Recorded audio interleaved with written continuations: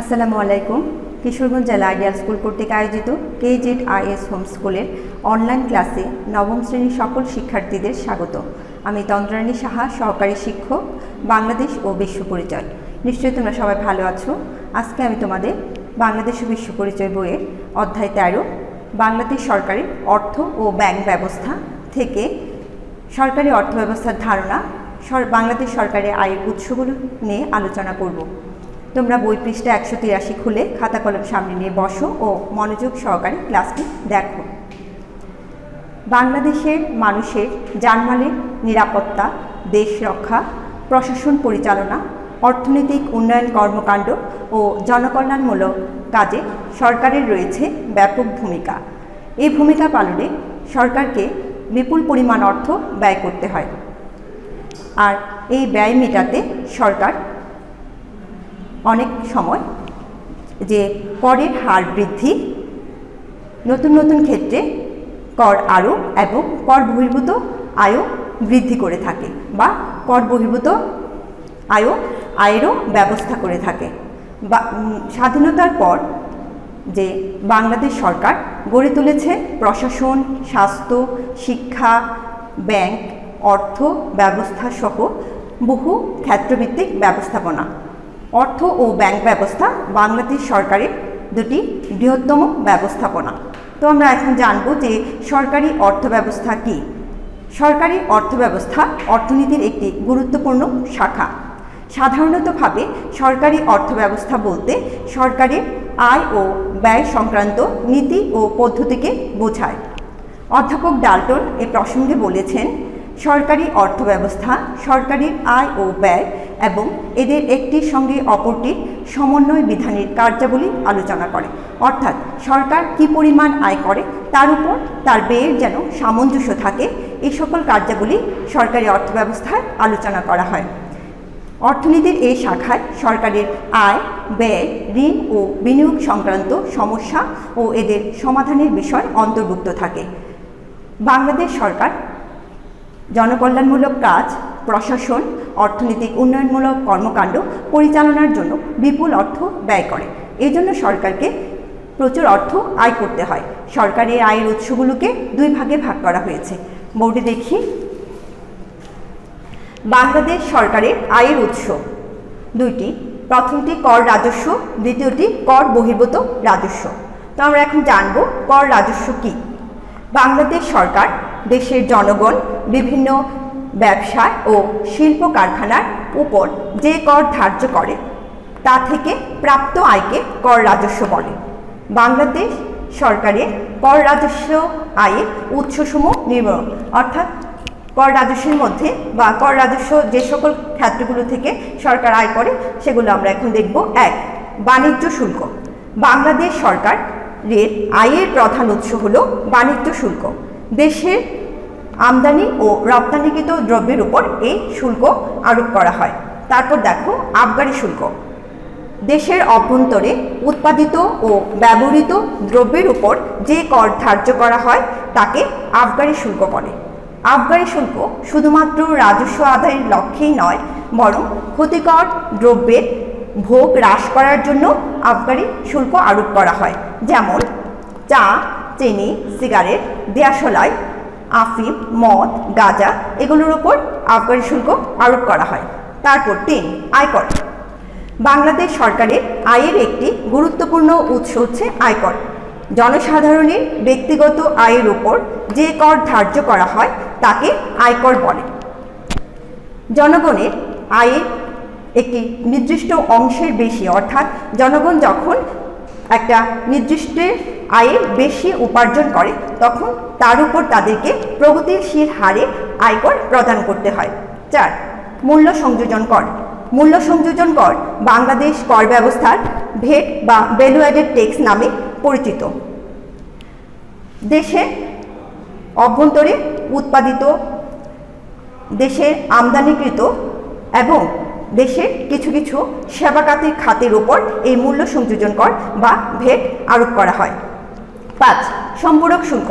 অনেক দ্রব্য সামগ্রীর উপর আমদানি শুল্ক বা আবগারি শুল্ক বা ভ্যাট আরোপের পরও অতিরিক্ত যে শুল্ক আরোপ করা হয় তাকে সম্পূরক শুল্ক বলে। 6 ভূমি রাজস্ব।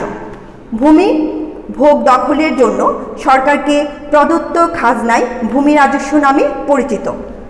সরকার 25 বিঘা জমির উপর কর মওকুফ করে দেয়, এই খাত থেকে সরকারি আয় কিছুটা কমে গেছে। তারপর দেখো 7 নন জুডিশিয়াল স্টেম। বিভিন্ন দলিলপত্র ও মামলা মকদ্দমায় আবেদনপত্র ব্যবহারের জন্য স্টেম, পাসপোর্ট, বিনিময় বিল ইত্যাদি খাতে সরকার প্রচুর অর্থ উপার্জন করে থাকে। 8 রেজিস্ট্রেশন। দলিলপত্র রেজিস্ট্রি বা নিবন্ধন করার জন্য রেজিস্ট্রেশন ফি এবং মামলা মকদ্দমার জন্য কোর্ট ফি প্রদান করতে হয়। এতেও সরকারের যথেষ্ট কি হয়? আয় হয়। 9 যানবাহন কর। বিভিন্ন প্রকার যানবাহন নিবন্ধনের জন্য প্রদত্ত করকে যানবাহন কর বলে। 10 মাদক শুল্ক। সরকার মদ, গাঁজা, আফিম ইত্যাদি মাদক দ্রব্যের উপর শুল্ক বসিয়ে কিছু আয় করে। 11 বিদ্যুৎ শুল্ক। বিদ্যুতের উপর আরোপিত শুল্ক থেকেও সরকার আয় করে। 12 অন্যান্য কর ও শুল্ক। উপরের বর্ণিত শুল্ক ও কর ছাড়াও আরও কিছু কর ও শুল্ক থেকে সরকার আয় করে। এর মধ্যে রয়েছে আমোদ প্রমোদ কর, সম্পত্তি কর, পেট্রোল ও গ্যাসের উপর কর, বিদেশ ভ্রমণের উপর শুল্ক, সেচ কাজ ও যন্ত্রপাতির উপর কর ইত্যাদি প্রদান। তারপর আসছে কর বহির্ভূত রাজস্ব। এটুকু জানি আগে যে কর বহির্ভূত রাজস্ব কি। বাংলাদেশ সরকার কর ও শুল্ক ছাড়াও আরও অনেক উৎস হতে রাজস্ব সংগ্রহ করে। এই উৎসগুলো থেকে অর্জিত রাজস্বকেই কর বহির্ভূত রাজস্ব বলে। নিম্নে এসব উৎসসমূহ আলোচনা করা হলো। দেখো, প্রথমে আছে 1 লভ্যাংশ ও মুনাফা। সরকার বিভিন্ন আর্থিক প্রতিষ্ঠান যেমন ব্যাংক, বীমা কোম্পানি, অ-আর্থিক প্রতিষ্ঠান, পার্ক, চিড়িয়াখানা প্রভৃতি থেকে বছর শেষে লভ্যাংশ ও মুনাফা পেয়ে থাকে। 2 সুদ। সরকার বিভিন্ন আর্থিক ও স্বায়ত্তশাসিত প্রতিষ্ঠানকে ঋণ দিয়ে থাকে, এ বাবদ প্রাপ্ত শুল্ক থেকে কিছু আয় হয়। 3 অর্থনৈতিক সেবা। সরকার জনসাধারণকে কিছু অর্থনৈতিক সুবিধা প্রদানের মাধ্যমেও আয় করে।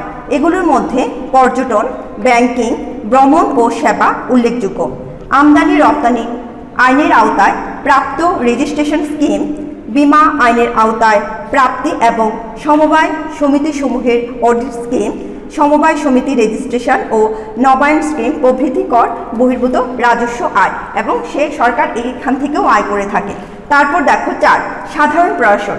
জনগণকে প্রশাসনিক সেবা প্রদান করার জন্য সরকার এখান থেকে বিভিন্ন ধরনের ফি আদায় করে এবং এর মাধ্যমে সরকার আয় করে থাকে। তারপর দেখো 5 রেলওয়ে। সরকার রেলওয়ে থেকেও আয় করে থাকে, কিন্তু সুষ্ঠু ব্যবস্থাপনা না থাকায় রেলওয়ে থেকে যে আয় করে তা অবশ্যই কম। যদি সুষ্ঠু ব্যবস্থাপনা থাকে তাহলে সরকার এই খাত থেকে আরও বেশি আয় করতে পারবে। তারপর দেখো 6 ডাক বিভাগ। দেশের ডাক বিভাগ সরকার কর্তৃক পরিচালিত হয়, এই জন্য ডাক বিভাগ থেকে সরকার আয় করে থাকে। 7 তার ও টেলিফোন। তার ও টেলিফোন ব্যবস্থা সরকার কর্তৃক পরিচালিত, এই জন্য তার ও টেলিফোন ব্যবস্থা থেকেও সরকার আয় করে থাকে। 8 বন। বন থেকে সরকার বেশ অর্থ আয় করে থাকে। বনাঞ্চল থেকে প্রাপ্ত কাঠ, বাঁশ, তারপর হচ্ছে মোম, মধু এগুলো বিক্রয়ের মাধ্যমে সরকার আয় করে থাকে। 9 টোল ও লেভি। টোল ও লেভি সরকারের আয়ের একটি উল্লেখযোগ্য খাত। টোল হচ্ছে যে অন্যান্য করের মতো নয়, এটা হচ্ছে যে জনগণ সরকারকে সেবা প্রদান মাধ্যমে বা জনগণকে সেবা বাবদ সরকার যে কর আদায় করে সেটাই হচ্ছে যে টোল। যেমন বিভিন্ন ব্রিজ, সেতু, কালভার্ট, তারপর হচ্ছে যে হাট বাজার এবং ঘাট পারাপার, যে নৌকায় যে ঘাট পারাপার করে এগুলো থেকে সরকার যে করটা আদায় করে সেটা হচ্ছে টোল বা সেটা টোল নামে পরিচিত। তারপর হচ্ছে লেভি, যে বিশেষ বিশেষ সময় সরকার কি করে জনগণের উপর নির্ধারিত হারে একটা কর আরোপ করে, সেটা কর আরোপ করে এবং সেটা আদায় করে, সেটা হচ্ছে লেভি। এক্ষেত্রে আমরা পদ্মা সেতুর কথা উল্লেখ করতে পারি। পদ্মা সেতু নির্মাণের জন্য সরকার জনগণের কাছ থেকে যে অর্থ নিয়েছিল সেটা হচ্ছে লেভি। তারপর হচ্ছে 10 ভাড়া ও ইজারা। সরকারি সম্পত্তি বা সরকারি সম্পত্তি ভাড়া ও ইজারা দিয়ে সরকার অর্থ আয় করে থাকে। তারপরে আসতো 11, দেখো জরিমানা, দণ্ড ও বাজেয়াপ্তকরণ। সরকার জরিমানা, দণ্ড ও বাজেয়াপ্তকরণের মাধ্যমে প্রতি বছর অর্থ আয় করে থাকে। তো আজকের আলোচনা থেকে আমরা সরকারি অর্থ ব্যবস্থা কি, বাংলাদেশ সরকারের যে আয়ের উৎসগুলো আছে সেগুলো জানলাম। এবারে বাড়ির কাজ নাও। বাড়ির কাজ বাংলাদেশ সরকারের কর রাজস্বের উৎসগুলো আলোচনা করো। বাড়ির কাজ করে শনিবার স্কুল ক্যাম্পাসে খাতা জমা করবে, মন দিয়ে অনলাইনে ক্লাসগুলো দেখবে।